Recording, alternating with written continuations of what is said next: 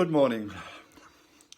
Well, if you're following Luke's timetable, it says that after his baptism in the Jordan, then Jesus went back to Nazareth, went into the wilderness first of all, rather, and then went back to Nazareth. But again, you have to check the other Gospels, and you have to be looking at the other Gospels to see how the time is going and how the timeline is working out. Because John himself records that when Jesus was with John the Baptist in the wilderness, there at that point, he met up with several other people, Peter and Andrew. He met up with those. And he met up with other followers as well, who were gathering around him. And John says, after this little group had been formed, Jesus went on. He was on his way to a wedding at Cana of Galilee. And at this point, he hadn't carried out any miracles or done anything very special. But John says, during that wedding, you all know the story, they ran out of wine.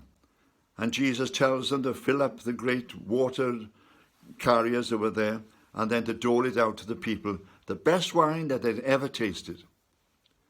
Jesus was starting to exercise his ministry. And I believe this is probably what actually happened. Because when Jesus suddenly realized that God is moving in him and through him in this way, and he was following what the Father was telling him to do, then he would have to think to himself, now how is this ministry really going to work out? And probably it was at this time that the others would have gone back to Capernaum, to their other jobs, whatever else they were doing, and then he would have gone into the wilderness for this 40 days of fasting, where he had to work out what his ministry was like. And after this, he didn't go back to Nazareth. See, when he gets to Nazareth, the people in Nazareth say to him, tell us what you've been doing, because we've heard great things about what you've been doing in other places. So there must be a time gap here. And so Jesus himself would have gone, not back to Nazareth, but down to Capernaum. Now, once again, we have something strange here, because there's no further account of Joseph. And people now assume that Joseph must have died during this time. But Mary, well, she had a sister living in Capernaum, the wife of Zechariah, the mother of James and John. And people believe that Mary now moved from Nazareth down to Capernaum and was actually living there in Capernaum at this time. See, when Jesus comes into Capernaum on one occasion, it is said of him that he was at home. She was at home in a house in Capernaum. And it is in Capernaum that once again he starts to meet up with the people he had met in the ministry with John. He is walking along and he sees Peter and Andrew, and he meets up with James and John. He gets other contacts, and his apostolic band starts to grow around him slowly as he starts to bring people to him, and he starts to preach, and he starts to teach, and he starts to carry out miracles in that particular place. One of the strange miracles he carries out here is that he heals a leper.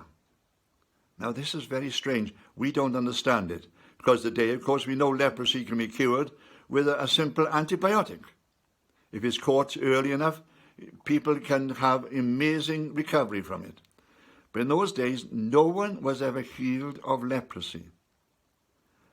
So even the rabbis and their students, as they talked in the temple, would discuss this particular point. And the students would say quite simply, why is it that in the scriptures that we've been given, there is a way of examining somebody to see whether they recovered from leprosy, when in fact, nobody's ever healed of leprosy. I mean, one person had been healed, a man called Naaman. He'd been healed of leprosy in the Old Testament. But it wasn't known that any of you was healed of leprosy. But Jesus, in his ministry in Capernaum, now heals a leper. And the leper, we are told, would then have to go to Jerusalem to ask for a certificate of cleansing. He would get to Jerusalem and he would say, I've been healed.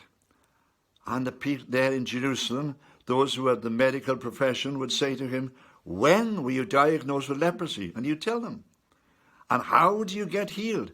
Well, this man this new teacher, somebody called Jesus from the town of Nazareth, but now living in Capernaum.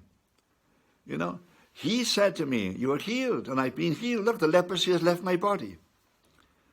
And for days he would be examined. And then they'd have to admit the fact the leprosy was gone. But this must have caused terrific waves of unrest. Who was this person who was preaching and teaching? And they sent out a delegation to find out. And we'll be dealing with that tomorrow as we look at it, to see what happened when they came to Capernaum, to find out who it was that was preaching this way and had this amazing power. But Jesus was there in Capernaum, and his ministry was developing in that particular place and in the towns around as he moved from one place to another. We ask that God will show us how this teaching and this preaching and these miracles can show us more about what God is like and what it means for us. Amen.